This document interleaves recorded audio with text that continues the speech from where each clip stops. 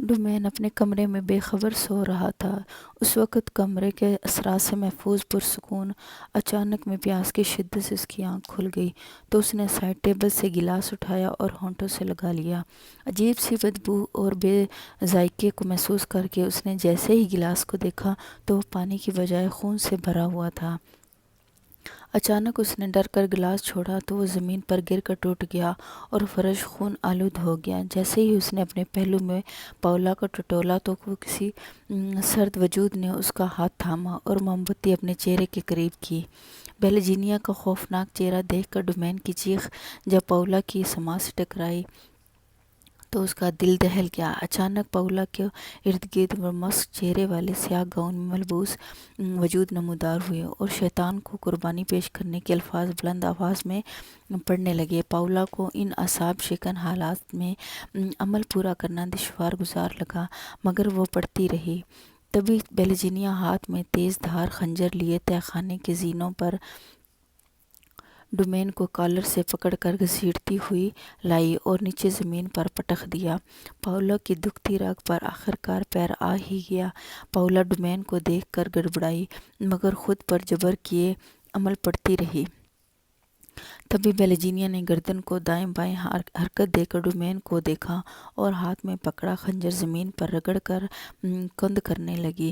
Domain نے خوف زدہ حالت میں پاولا کو دیکھا اور ہاتھ میں پکڑے خنجر والی بیلجینیا کو دیکھ کر پیچھے پیچھے ہٹنے لگا۔ بیلجینیا کیا کر رہی ہو؟ کون ہو تم؟ پاولا یہ سب کیا ہو رہا ہے؟ تم مجھے سن رہی ہو؟ ڈومین خوف سے ہکلاتے ہوئے مسلسل بول رہا تھا جبکہ پاولا روتے ہوئے تیزی سے عمل مکمل کر رہی تھی۔ یکدم بیلجینیا نے ڈومین کو گردن سے پکڑا اور خنجر کی نوک سے اس کی آنکھیں نکال دیں۔ ڈومین کی دردناک چیخیں پاولا کو سن کرنے کے لیے کافی تھیں۔ اچانک اس کے ہلتے لب رک گئے اور آنکھیں وہیں پتھرا گئیں۔ اس کے ہاتھ میں موجود کتاب نیچے گر پڑی تھی۔ تبھی بیلجینیا نے ڈومین کو بالوں سے پکڑا اور کند خنجر سے اس کا گلا کاٹ دیا۔ کند خنجر سے رگڑ رگڑ کر ڈومین کو ذبح کرتے وقت اس کی چیخوں نے پاولا کو سب بھلا دیا۔ اس کی آنکھوں کے سامنے اس کی زندگی، اس کی محبت، اس کا ڈومین انتہائی بے رحمی کے ساتھ ذبح کر ڈالا۔ وہ چیختی ہوئی حصار سے باہر آئی اور ڈومین کے تڑپتے وجود کو دیکھ کر بلک بلک کر رونے لگی۔ تبھی ان چاروں سنہری جلد والی کتابوں کو آگ لگ گئی اور تہہ خانے میں دھواں بھرنے لگا۔ وہ ڈومین کے بے جان وجود سے لپٹی چیخ چیخ کر رو رہی تھی جب کسی نے اسے پیر سے پکڑ کر ارد گرد کی دیواروں سے پٹخا۔ جب وہ زمین پر گری تو گھٹنوں کے بل تیزی سے واپس اسٹار میں عمل پورا کرنے کی غرض سے بڑھی۔ اس کا جوڑ ہل گیا اور گھر اور ٹانگ میں شدید چوٹ آئی۔ جیسے ہی وہ اس طرف آئی بیلجینیا نے اسے بالوں سے پکڑ کر کھینچا اور اس کا منہ جلتی کتاب کی آگ میں ڈال دیا۔ پاولا تڑپتی ہوئی اپنے آپ کو اس کی گرفت سے چھڑانے لگی مگر اس کی کوشش بے سود رہی۔ جب اس کا چہرہ بری طرح جھلس گیا تو بیلجینیا نے اسے زمین پر پھینکا۔ تکلیف کی شدت سے اس سے بولا نہ گیا۔ تمام منظر دھندلانے لگے اور زندگی ختم ہوتی محسوس ہوئی۔ تبھی بیلجینیا سمیت وہ سیاہ گاؤن والے وجود ہاتھوں میں خنجر لیے پاولا کے قریب آئے اور خوفناک ہنسی ہنستے ہوئے اس کے جسم سے ماंس چھیل کر اعضاء کاٹنے لگے۔ شدید کرب میں بے چین چیخیں مارتی پاولا کو بڑی اذیت ناک اور بے رحم موت ملی۔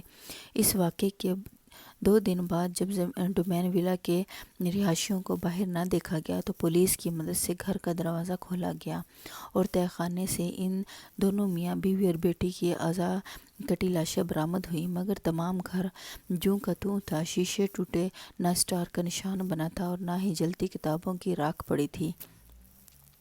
ارد گرد کے لوگوں نے رات کو یا اور کسی دن کوئی شور بھی نہ سنا تھا۔ وہاں کوئی تبدیلی نہ تھی سوائے ان کی موت کے۔ پولیس 2 سال تک تفتیش کرتی رہی اور کوئی ثبوت ہاتھ نہ آیا اور یہ فائل ہمیشہ کے لیے بند ہوگی اور یوں ڈومین ولا میں ہونے والی 3 اموات کی داستان پراسرار بن کر اس ولا میں ہمیشہ کے لیے دفن ہوگی۔ کتاب کا آخری صفحہ پڑھتے ہی وسنا نے کتاب کو بند کیا اور معنی خیز انداز میں جسپر کو دیکھنے لگی۔ تبھی جسپر نے اپنے پاس موجود خاکی لفافے سے 3 تصاویر نکال کر میز پر رکھی۔ وہ ڈومین، پاولا اور بیلیجینا کی تصاویر تھی جو انہوں نے اس پولیس اسٹیشن سے بڑی مشکل سے حاصل کی تھی، جنہوں نے 10 سال پہلے یہ کیس بند کیا تھا۔ وسنا ان تصاویر کو خود دیکھنے لگی، یعنی کہ وہ شیطانی طاقتیں تاحال یہاں اس لیے قید ہیں کیونکہ 10 سال قبل پاولا نے وہ حصار انہیں باہر نکلنے سے روکنے کے لیے باندھا تھا۔ جسپر نے پاولا کی تصویر دیکھتے ہی وسنا سے کہا، ہمیں اپنے عمل کے لیے مقدس حصار پاولا کا حصار توڑ کر اس گھر کے ارد گرد باندھنا ہے تاکہ ان کی طاقت کم کر سکیں۔ وسنا نے جسپر کی بات کا جواب دیا۔ جسپر نے چیزیں سمیٹتے ہوئے وسنا کو دیکھا تو وہ کچھ پریشان نظر آئی۔ وہ بیلیجینا کی تصویر دیکھ رہی تھی، وہ معصوم سے چہرے والی خوبصورت بچی جسے دیکھ کر وسنا کے دل کے کسی گوشے میں دفن ماضی کی ایک دردناک داستان نے سر اٹھایا، شاید اس کے بچپن کا ڈراؤنا خواب یا حقیقت جسے وہ آج تک بھلا نہ پائی تھی۔ جسپر نے صورتحال سمجھتے ہوئے نرمی سے اس کے ہاتھ سے تصویر لی اور ایک ہاتھ میں کتاب تھامے وسنا کا ہاتھ پکڑ کر اسٹڈی روم سے باہر آ گیا۔ جیسے ہی وہ اسٹڈی روم سے باہر آ گئے، اسٹڈی روم کا دروازہ خود بخود بند ہوتا گیا اور میز پر پڑی ان تینوں کی تصاویر میں موجود چہروں کے زاویے بگڑنے لگے۔ جب ان کے چہروں کے خد و خال دوبارہ نمایاں ہوئے تو ان میں ڈومین کی آنکھیں غائب اور گردن کٹی تھی، جبکہ پاولا کا چہرہ جھلسا ہوا تھا اور بیلیجینا کی آنکھوں کی پتلیاں سفید اور چہرہ زخموں سے بھرا تھا۔ جسپر اسی طرح وسنا کا ہاتھ تھامے اسے لان میں لے آیا اور جھیل کے پاس موجود چیئر پر بٹھا دیا۔ میں تمہارے لیے فریش جوس لاتا ہوں، تم کھلی فضا میں خود کو پرسکون کرو۔ جسپر نے وسنا کا کندھا تھپ تھپایا اور اندر جانے لگا۔ وسنا نے جسپر کے اس پیار بھرے انداز پر اسے مسکرا کر دیکھا۔ وہ شروع سے ہی ایسا تھا، اس کی پرواہ کرنے والا، اس کا خیال رکھنے والا، اس کا دنیا میں واحد رشتہ، اس کا پیارا چھوٹا بھائی۔ جب تک اندر نہ چلا گیا وسنا اسے دیکھتی رہی، پھر وہ ان پر غور و فکر کرنے لگی۔ وہاں بے شمار گھنے درخت ہونے کے باوجود نہ کوئی پرندہ تھا اور نہ ہی کسی اور چیز کی کوئی آواز سنائی دے رہی تھی، حالانکہ ہوا سے ہلتے پتے دکھائی دے رہے تھے، مگر ان کی آواز اندر نہ آئی۔ وہ اس کی سوچ سے زیادہ پراسرار تھا۔ کبھی وسنا کو جھیل کی طرف آنے والا شیشوں کے دروازے سے عکس نظر آیا اور پوری توجہ سے اس طرف دیکھنے لگی۔ دیکھتے ہی دیکھتے ان شیشوں کی اندرونی طرف ایک آدمی شیشوں کے ساتھ ساتھ چلتا نظر آیا۔ اس کی پشت وسنا کی طرف تھی، وسنا اسے مسلسل دیکھ رہی تھی۔ وہ آدمی چلتا چلتا اچانک ہوا میں کہیں تحلیل ہو گیا۔ وسنا یہ تو جانتی تھی کہ یہ جو کوئی بھی تھا، اس کی موت اس ویلا کی شیطانی طاقتوں کی وجہ سے ہوئی تھی۔ اسی تحت اس کی روح یہاں قید تھی۔ وسنا ابھی یہ سوچ ہی رہی تھی کہ جھیل کے پانی میں ہلچل ہوئی۔ اس نے مڑ کر دیکھا تو اس میں لہریں نمودار ہوئیں، ساتھ ہی عجیب کھلکھلاتی ہنسی کی آواز آئی۔ وسنا چیئر سے اٹھی اور جھیل کے پل پر چلنے لگی۔ پل کے آخری سرے پر پہنچ کر اس نے وسط میں دیکھا جہاں لہریں نمودار ہو رہی تھیں۔ تبھی ایک بچی کا عکس پانی پر بھرا ابھرا ہوا اور وائٹ کلر کے فراک میں ملبوس، سر پر پھولوں کا تاج سجائے، پانی کی سطح پر تیرتی ہوئی وسنا کی طرف آ رہی تھی۔ وسنا کو اسے دیکھتے ہی معلوم ہو گیا کہ وہ کون تھی۔ وہ بلا شبہ بیلیجینا کا عکس تھا۔ وسنا جسپر کی آواز پر چونکی۔ آ جاؤ، جوس لے آیا ہوں میں۔ جسپر نے گلاسوں کی طرف اشارہ کیا اور چیئر پر بیٹھ گئی۔ وسنا نے مڑ کر جھیل میں دیکھا تو وہاں نہ لہریں تھیں اور نہ ہی عکس۔ وہ جسپر کو یہ سب بتانے کی غرض سے اس کی طرف چل پڑی۔ وہ تقریباً آدھی رات کا وقت تھا۔ تیز ہوائیں جب ڈومین ویلا کی لاکھ کھڑکیوں سے ٹکرائی تو ان کے لرزنے سے پیدا ہونے والی آواز پورے ویلا میں گونجی۔ سردیوں کے ان یک ٹھنڈی راتوں میں جب رات اپنے جوبن پر آتی ہے تو اس گہرے سکوت میں جیسے وقت بھی ساکت ہو جاتا، آج بھی جیسے آسمان پر چاند کی جگہ ہی نہ تھی اور پورا عالم سیاہ چادر نے ڈھکا ہوا تھا۔ وسنا لحاف میں دہکی اپنے کمرے میں سو رہی تھی جب گرمائش دیتا الیکٹرک ہیٹر بجلی کی نامناسب سپلائی کی وجہ سے اچانک بند ہو گیا۔ موسم کا یہ عالم تھا کہ برفباری کسی بھی لمحے شروع ہو سکتی تھی۔ وسنا کو رفتہ رفتہ سردی کا احساس ہونے لگا۔ تبھی اسے کسی عورت کے سسکنے کی آواز آئی۔ اس نے ایک دم آنکھیں کھولی اور اٹھ بیٹھی۔ آواز کو غور سے سننے کے بعد وہ یہ سمجھ سکی کہ وہ گراؤنڈ فلور سے آ رہی ہے۔ اس نے لحاف اٹھایا اور پاس کونٹھی پر لٹکی جیکٹ پہن کر کمرے کے دروازے کے پاس آئی۔ اس نے دروازے کا لاک گھمایا تو اس کے گھومنے کی گونجدار آواز آئی۔ وسنا دروازہ کھول کر باہر آئی تو سارا گھر اندھیرے میں گھرا تھا۔ اس نے لائٹ کے بٹن پر ہاتھ رکھا تو لائٹ آن نہ ہوئی۔ اس نے دوسری لائٹس آن کرنے کی کوشش کی مگر حیرت انگیز طور پر گھر کی کوئی بھی لائٹس نہیں جل رہی تھی۔ کسی عورت کی سسکیوں کی آواز بدستور آ رہی تھی۔ وسنا آواز کی سمت چلنے لگی۔ جیسے ہی جیسے وہ سیڑھیوں کی طرف بڑھتی گئی آواز سے قریب تر ہوتی گئی۔ وسنا نے سیڑھیوں پر کھڑے ہو کر دیکھا تو آخری سیڑھی میں ایک عورت بیٹھی نظر آئی۔ وہ سیڑھیاں اترتی اس کے پاس آئی۔ باہر لان میں جلتی لائٹ کی روشنی میں شیشوں سے چھن کر اس پر پڑ رہی تھی۔ وسنا قریب آئی تو وہاں سیاہ گاؤن میں ملبوس عورت گھٹنوں میں سر دیے سسک سسک رو رہی تھی۔ وسنا نے اس سے پوچھا، کون ہو تم؟ وسنا کی بات پر اس عورت نے سر اٹھایا تو وہ اسے دیکھ کر ٹھٹکی۔ وہ پاولا تھی جو سسکتے ہوئے اس سے مخاطب ہوئی۔ تم جانتی ہو میں کون ہوں؟ تم یہ بھی جانتی ہو کہ میں یہاں کیوں ہوں؟ واپس چلی جاؤ یہاں سے ورنہ تم بھی یہیں رہ جاؤ گی۔ پاولا نے اپنے پراسرار آنکھیں وسنا پر جماتے ہوئے کہا، میں جانتی ہوں ان کالی طاقتوں نے تمہاری روح قید کر رکھی ہے۔ اس گھر سے میں اور میرا بھائی جس پر ان سب کو ختم کر ڈالیں گے تاکہ تم سمیت دیگر افراد کی روحیں آزاد ہو جائیں، وسنا نے پرامید لہجے میں کہا۔ مگر وسنا کی بات سن کر پاولا کی آنکھوں سے دوبارہ آنسو جاری ہو گئے اور اس نے مایوس کن انداز میں سرگوشی میں سر ہلایا۔ یکدم ایک لمبا سا سیاہ حولا پاولا کو بالوں سے پکڑ کر گھسیٹنے لگا اور وہ اس تیزی سے گھسیٹتا ہوا لاؤنج سے باہر لے جانے لگا۔ پاولا کی مسلسل چیخوں نے وسنا کو پیچھے جانے پر مجبور کر دیا۔ وہ فوراً لاؤنج سے نکلی اور باہر دیکھا تو وہ سیاہ وجود پاولا کو اس طرح گھسیٹتے ہوئے تہہ خانے کی طرف لے جا رہا تھا۔ وسنا فوراً تہہ خانے کی طرف بھاگی۔ جب وہ تہہ خانے سے تقریباً 4 قدم پیچھے تھی تبھی پاولا کے پیر تہہ خانے کے اندر گئے اور دروازہ بند ہو گیا۔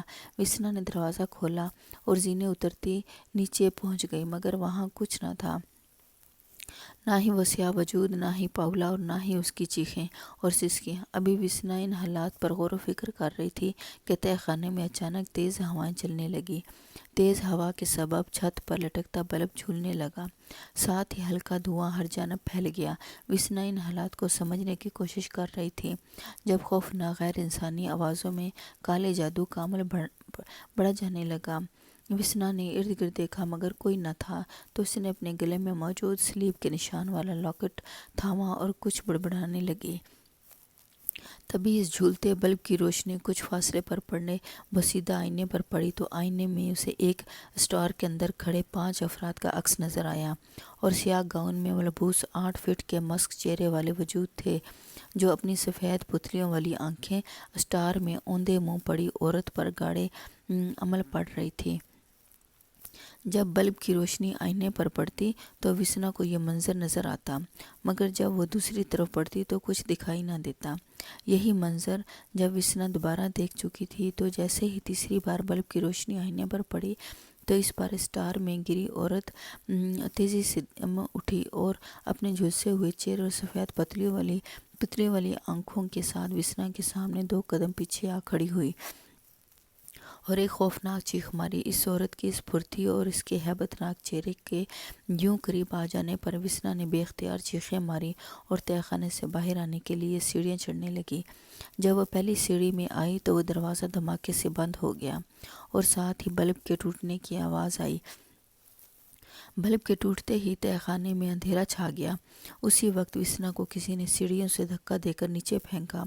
وہ چیخیں مارتی نیچے کی طرف لڑھکنے لگی۔ جس پر اپنے کمرے میں گہری نیند سو رہا تھا کہ اچانک وسنا کی چیخوں کی آوازوں سے وہ جاگا اور سیدھا تہہ خانے کی طرف بھاگا۔ جب وہ تہہ خانے کے پاس پہنچا تو اسے حیرت کا جھٹکا لگا کیونکہ دروازہ باہر سے لاک تھا۔ اس نے دروازہ کھولا اور ٹارچ لے کر اندر گیا۔ وہاں کچھ بھی غیر معمولی نہ تھا، وہ صرف سٹارز میں یہ گری ہوئی تھی۔ وسنا وسنا تم ٹھیک ہو کیا؟ جیسپر شدید پریشانی میں اسے سہارا دے کر اٹھانے لگا۔ وسنا کو لگا کہ اس کی ٹانگ بازو ٹوٹ گئی ہو، مگر وہ گرتے وقت بے اختیار ہی اپنا سلیپ کا لاکٹ تھامے ہوئے تھی اور لہٰذا معمولی چوٹوں کے سوا کچھ نہ تھا۔ البتہ بلب اب بھی ٹوٹا ہوا تھا۔ یہ کالی طاقتیں ہماری سوچ سے زیادہ خطرناک ہیں، ہمیں احتیاط برتنا پڑے گا۔ وسنا نے تہہ خانے کو لاک لگاتے ہوئے جیسپر سے کہا۔ ہاں، صرف آج رات کی بات ہے، کل کا انتظار ہے۔ کل خداوند کی مدد سے ہم عمل پڑھ کر ان سب کا خاتمہ کر دیں گے۔ جیسپر نے وسنا کو کہا اور اسے اس کے کمرے کی طرف لے گیا۔ جب وسنا لاؤنج میں آئی تو تمام لائٹس جو تھوڑی دیر پہلے بند تھیں اب آن تھیں۔ تم اپنے کمرے میں چلو، میں گھر کا جائزہ لے کر آتا ہوں۔ جیسپر نے وسنا کو کمرے میں جاتے دیکھا تو اتنا کہہ کر آگے بڑھ گیا۔ وسنا کمرے میں آئی اور آتش دان کے پاس بیٹھ کر کھڑکی سے باہر دیکھنے لگی۔ باہر برف کا طوفان جاری تھا۔ رات دھیرے دھیرے سرکتی اپنے دور کا اختتام کرنے لگی اور سورج کی پر نور شعاعیں پورے عالم میں بکھرنے لگی۔ یہ طلوع ہوتا دن چمکتے آفتاب کی پروقار دمک سے نیا پیغام ڈومین ولا کی دہلیز پر لے کر آیا تو وسنا نے انگڑائی لے کر ان کا خیر مقدم کیا۔ جس پر جاگ چکا تھا اور کچن میں ناشتہ تیار کر رہا تھا۔ آج کا دن بہت اہم تھا، اس پر اسرار شیطانی ولا کی شیطانیت اور سفاکیت کے اختتام کا دن، ان مظلوم لوگوں کی رہائی کا دن جسے ظالم طاقتوں نے مرنے کے بعد بھی آزادی نہ دی، پاولا کی اس مستقل عذاب سے نجات کا دن جسے شیطان نے منکر ہونے کے باوجود وجہ سے تکلیف میں مبتلا کر رہا تھا۔ آج کا دن برائی کے زوال کا دن تھا۔ وسنا یہی سوچتی کھڑکی کے پاس سے اٹھی اور کچن کی طرف چل دی۔ آج کی رات شیطانی طاقتوں کے زوال کی رات مانی جاتی ہے۔ اہم کتاب ریچول آف ڈیول، جس میں شیطانیت کی تمام اقسام بڑی خوبی سے بیان کی گئی ہیں۔ مسٹر ٹرین اپنی اس کتاب میں پراسراریت کے راز دفن کر گئے۔ ان کا کہنا تھا کہ مافوق الفطرت واقعات دراصل جادوئی دنیا کے پراسرار رازوں میں سے ایک راز ہے جس کی جھلک تباہی اور بربادی کے سوا کوئی افشاں کن بات ساتھ نہیں لائی۔ مسٹر ٹن کی اس کتاب کے بعد انہوں نے خود کو گھر میں قید کر لیا اور شاید لوگوں کے حساب سے انہیں کوئی ذہنی بیماری لاحق ہو گئی تھی، مگر صرف ہم جانتے ہیں کہ شیطانی طاقتوں کی بے رحمی میں بے حد درجہ دلچسپی سوائے خسارے کے کچھ نہیں تھی۔ جس پر اپنی بات ختم ہوتے ہی سامنے پڑے کتابوں کے ڈھیر سے نظریں ہٹائیں۔ وسنا اپنے اسے بغور دیکھ رہی تھی۔ صرف یہی نہیں، ان شیطانی طاقتوں کو جاننے کے بعد مسٹر بوجان کی کتاب دی فرسٹ پاور میں ان پر قابو پانے کے 21 طریقے بتائے گئے۔ جو طاقتیں اس ویلا میں قید ہیں وہ چاند کی 4 تاریخ کو کمزور تصور کی جاتی ہیں۔ وسنا نے کتاب کو پڑھا اور جس پر کی طرف دیکھا۔ کمزوری، یہ وہ لفظ ہے جس پر اس خونی کھیل کی بنیاد استوار ہے۔ ہم نے شیطانی طاقتوں کی کمزوریوں کے سر پر بازی جیتنی ہے اور ان طاقتوں کو ہمیں مات دینے کے لیے جانتی ہو کیا درکار ہے؟ جس پر نے میز پر کونیاں لگاتے ہوئے وسنا سے پوچھا۔ ہماری طرف ایک کمزوری، وسنا نے سنجیدگی سے کہا۔